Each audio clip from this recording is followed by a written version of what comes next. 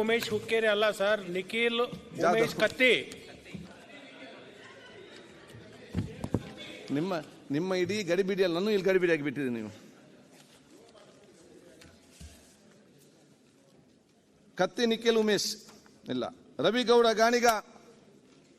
ಅಧ್ಯಕ್ಷರೇ, ಗಾಣಿಗ ಅಲ್ಲ, ಅದು ಗಣಿಗ. ಆಯ್ತು.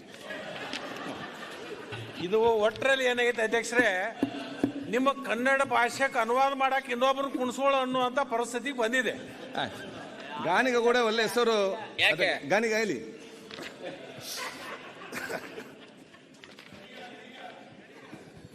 ಚುಕ್ಕಿ ಪ್ರಶ್ನೆ 638 ಮಾನ್ಯ ಹಿಂದುಳಿದ ವರ್ಗಗಳ ಕಲ್ಯಾಣ ಹಾಗೂ ಕನ್ನಡ ಮತ್ತು ಸಂಸ್ಕೃತಿ ಸಚಿವರನ್ನ ಕೇಳ ಬಯಸ್ತೀನಿ. ಮಾನ್ಯ ಮಂತ್ರಿಗಳೇ, ಉತ್ತರವನ್ನು ಒದಗಿಸಲಾಗಿದೆ. ಅಧ್ಯಕ್ಷ ಉತ್ತರವನ್ನ ಕೊಟ್ಟಿದ್ದಾರೆ. ಕನ್ನಡ ಸಾಹಿತ್ಯ ಸಮ್ಮೇಳನ ಮಂಡ್ಯದಲ್ಲಿ ಡಿಸೆಂಬರ್ 20, 21, 22 ನಡೀತಾ ಇದೆ. ಸಮಯ ಕಡಿಮೆ ಇದೆ, ಇನ್ನೂ ಅನುದಾನ ಬಿಡುಗಡೆ ಆಗಿಲ್ಲ, ಇನ್ನೂ ತುಂಬಾ ಕೆಲಸಗಳಾಗ್ತಾ ಇದೆ. ಅದಕ್ಕೆ ಯಾವಾಗ ಅನುದಾನವನ್ನ ಬಿಡುಗಡೆ ಮಾಡ್ತೀರಾ ಅಂತ ಅವ್ರನ್ನ ಕೇಳ್ತೀನಿ. ಸಭಾಧ್ಯಕ್ಷರೇ, ಈಗಾಗಲೇ ಜಿಲ್ಲಾ ಉಸ್ತುವಾರಿ ಮಂತ್ರಿಗಳನ್ನ ಮಾತಾಡಿದ್ದೀನಿ. ನಾಳೆ 1 ಗಂಟೆಗೆ ಆ ಜಿಲ್ಲೆಯ ಎಲ್ಲ ಶಾಸಕರು ಮತ್ತು ಜಿಲ್ಲಾ ಮಂತ್ರಿಗಳು ಮತ್ತು ಅಲ್ಲಿ ಜಿಲ್ಲಾಧಿಕಾರಿಗಳನ್ನ ಸಭೆಯನ್ನು ಕರೆದಿದ್ದೀನಿ. ಸಭೆ ಕರೆದು ನಾವು ತತ್ಕ್ಷಣ ದುಡ್ಡನ್ನು ಬಿಡುಗಡೆ ಮಾಡುವಂತ ಕೆಲಸವನ್ನು ಮಾಡ್ತೀವಿ. ಶಿವನಾಣೆ, ಧನ್ಯವಾದಗಳು.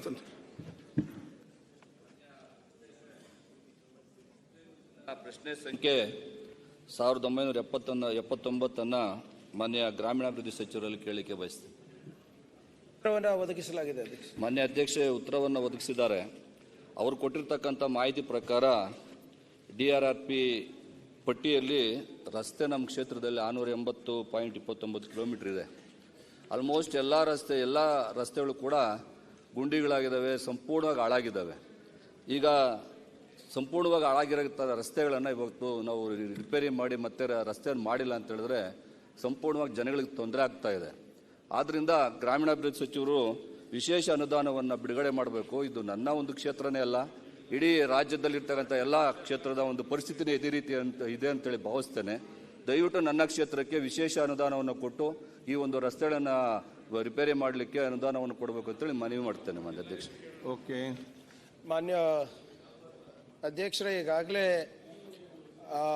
ಸದಸ್ಯರ ಮತಕ್ಷೇತ್ರಕ್ಕೆ 3054ನಲ್ಲಿ ಅಂದಾಜು 70 ಲಕ್ಷ ಮತ್ತು ಮೇಂಟೆನೆನ್ಸಲ್ಲಿ ಒಂದು 26 ಲಕ್ಷ ಮತ್ತು ಮಾನ್ಯ ಮುಖ್ಯಮಂತ್ರಿಗಳ ವಿಶೇಷ ಅನುದಾನದಲ್ಲಿ 25 ಕೋಟಿ ರೂಪಾಯಿ ಆಗಲೇ ಕೊಟ್ಟಿದ್ದಾರೆ. ಅವರ ಬೇಡಿಕೆ ಸುಮಾರು ಇಲ್ಲಿ ತನಕ ನಮಗೆ ಇಲಾಖೆಗೆ ಬಂದಿದ್ದು 69 ಕೋಟಿ ರೂಪಾಯಿ ಇದೆ ಅಧ್ಯಕ್ಷರೇ. ಅವೆಲ್ಲನೂ ಯಾವುದು ಪ್ರಯಾರಿಟಿ ಮೇಲೆ ಅವ್ರು ಕೊಟ್ಟಿದ್ದಾರೆ ಅದನ್ನು ಪ್ರಯತ್ನ ನಾವು ಮಾಡ್ತೀವಿ. ಅದರ ಜೊತೆಗೆ ನಾವು ಪ್ರಗತಿ ಪಥ ಅಂತ ಹೊಸ ಯೋಜನೆ ಮೊನ್ನೆ ಕ್ಯಾಬಿನೆಟ್ನಲ್ಲಿ ಅಪ್ರೂವಲ್ ಸಿಕ್ಕಿದೆ 2-3 ವಾರದ ಹಿಂದೆ. ಅದು ಅನುದಾನ ಕೂಡ ಬಂದ ಮೇಲೆ ವಿಶೇಷವಾಗಿ ಸ್ವಲ್ಪ ಹೆಚ್ಚು ಗಮನ ವಹಿಸಿ ಮಾನ್ಯ ಶಾಸಕರ ಒಂದು ಕ್ಷೇತ್ರಕ್ಕೂ ಕೂಡ ನಾವು ಅನುಕೂಲ ಮಾಡಿಕೊಡ್ತೀವಿ ಅಧ್ಯಕ್ಷರೇ. ಧಾರಾಕಾರವಾದಂಥ ಮಳೆ ಬಂದಿರೋದ್ರಿಂದ ರಾಜ್ಯಾದ್ಯಂತ ನಮ್ಮ ಹಣಾದಿ ರಸ್ತೆಗಳಿರ್ಬೋದು, ವಿಲೇಜ್ ರೋಡ್ ಇರ್ಬೋದು, ZP ರೋಡ್ಗಳಿರ್ಬೋದು, ಗುಂಡಿಗಳು ಬಿದ್ದಿವೆ.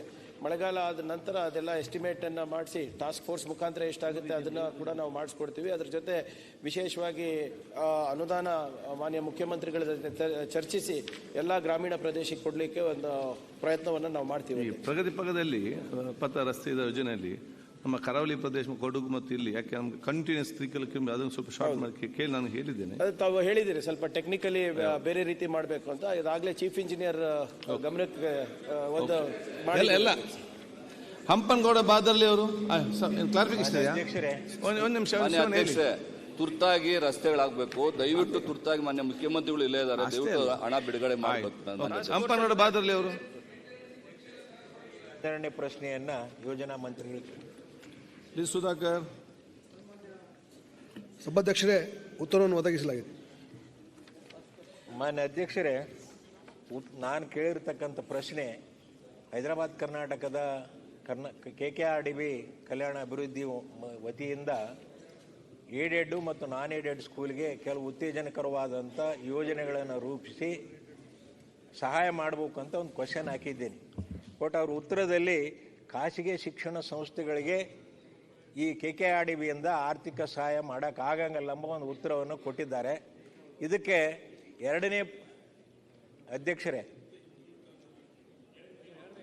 ಅಧ್ಯಕ್ಷರೇ, ಎರಡನೇ ಉಪ ಪ್ರಶ್ನೆಯಲ್ಲೂ ಕೂಡ ಎಚ್ ಕೆ ಪಾಟೀಲ್ರು 1ನೇ ತಾರೀಕು 1/1/2013 ಸಚಿವ ಸಂಪುಟದ ಉಪಸಮಿತಿಯ ಅಧ್ಯಕ್ಷರಾಗಿ ಕೆಲವು ಶಿಫಾರಸುಗಳನ್ನು ಮಾಡಿದ್ದಾರೆ. ಕಲ್ಯಾಣ ಕರ್ನಾಟಕ ಅಭಿವೃದ್ಧಿ ಮಂಡಳಿಯಲ್ಲಿ ಕೂಡ ಖಾಸಗಿ ಶಿಕ್ಷಣ ಸಂಸ್ಥೆಗಳು ಏಡೆಡ್ ನಾನ್ ಏಡೆಡ್ ಎರಡಕ್ಕೂ ಕೂಡ ಯೋಜನೆಗಳ ಅನುದಾನವನ್ನು ನೀಡುವುದರ ಬಗ್ಗೆ ಮತ್ತು ಕೆಲವು ಇನ್ಫ್ರಾಸ್ಟ್ರಕ್ಚರ್ ಡೆವಲಪ್ ಮಾಡೋದಕ್ಕೆ ಕೊಡಬೇಕೆಂಬ ಶಿಫಾರಸು ಮಾಡಿದ್ದಾರೆ. ಅದ್ರ ಬಗ್ಗೆ ಉತ್ತರ ಸರಿಯಾಗಿ ಕೊಟ್ಟಿಲ್ಲ. ದಯವಿಟ್ಟು ಮಾನ್ಯ ಮಂತ್ರಿಗಳಲ್ಲಿ ಒತ್ತಾಯ ಮಾಡ್ತಾನೆ. ಈಗೇನು ಏಡೆಡ್ ಸ್ಕೂಲ್ಗಳಿದ್ದಾವೆ, ಆ ಏಡೆಡ್ ಸ್ಕೂಲಿಗೆ ಬೇಕಾಗ್ತಕ್ಕಂಥ ಕೆಲವು RO ಪ್ಲ್ಯಾಂಟ್ಗಳು ಇರ್ಬೋದು, ಶೌಚಾಲಯಗಳು ಇರ್ಬೋದು ಮತ್ತು ಬೇರೆ ಬೇರೆ ಪೀಠೋಪಕರಣಗಳು ಇಂಥವಕ್ಕಾದರೂ ಕೂಡ ಏಡೆಡ್ ಸ್ಕೂಲಿಗೆ ಕೊಡಬೇಕೆಂಬ ಒತ್ತಾಯವನ್ನು ಮಾಡ್ತಾ ಇದ್ದೇನೆ. ಬಿಲ್ಡಿಂಗಿಗೆ ಸನ್ಮಾನ್ಯ ಅಧ್ಯಕ್ಷರೇ, ಅವರ ಮಂಡಳಿಯಲ್ಲಿ ಇದರ ಬಗ್ಗೆ ಒಂದು ನಿರ್ಣಯವನ್ನು ಕೈಗೊಂಡು ಆ ಪ್ರಸ್ತಾವನೆಯನ್ನು ಸರ್ಕಾರಕ್ಕೆ ಕಳಿಸಿದ್ರೆ ಅದಕ್ಕೆ ಕೂಡಲೇ ನಾವು ಮಂಜೂರಾತಿ ಕೊಡ್ತಕ್ಕಂಥ ಕೆಲಸವನ್ನು ನಾವು ಮಾಡ್ತೀವಿ.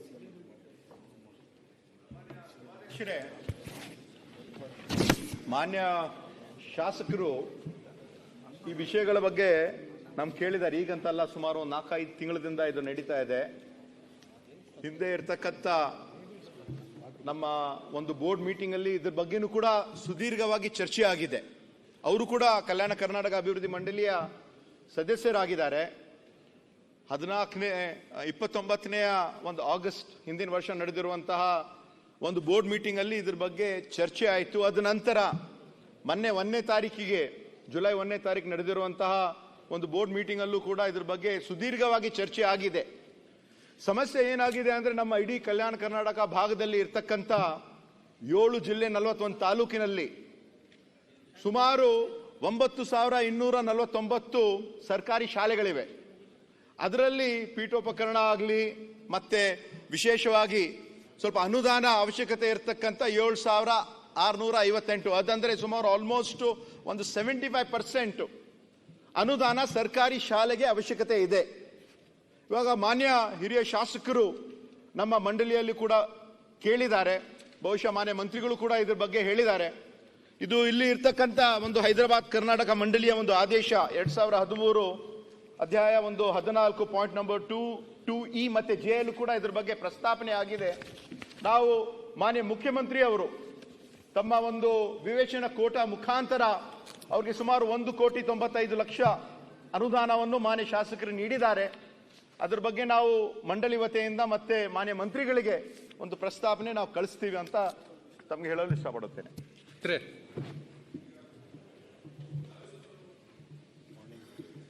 ರವಿ ಸುಬ್ರಹ್ಮಣ್ಯಂ.